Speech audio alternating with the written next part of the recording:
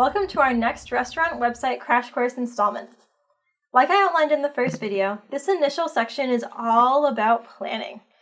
What a lot of people don't realize is that so much of what goes into your website is really just the visible part of a very big iceberg.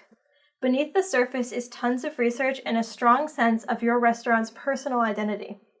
If you went through the process of creating a brand identity with a graphic designer, you probably touched on a lot of this there. If you haven't created an identity with the help of a professional, I strongly suggest that you do so. Maybe even before you start working on this website.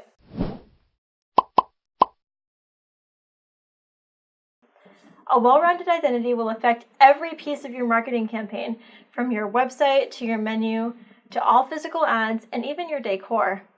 Apple is an excellent example of a brand that's done this really, really well. Everything about them relates back to this very intentional image of themselves, and as a consumer, you can instantly recognize it. Let's face it, you're never going to have the budget or the audience that Apple does, but we're going after something similar. All well-built marketing campaigns have that strong foundation of branding backing them up.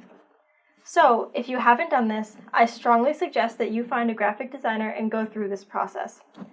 I've included some links below if you're interested in following up in that area and aren't quite sure where to start.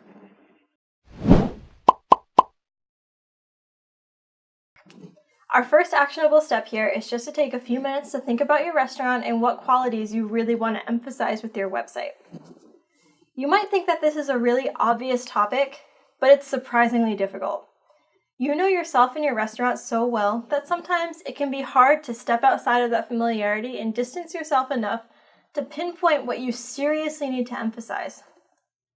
I have a few exercises that are going to take us through this process step by step and help you break down some larger, more intangible thoughts into smaller, more specific, and more actionable points.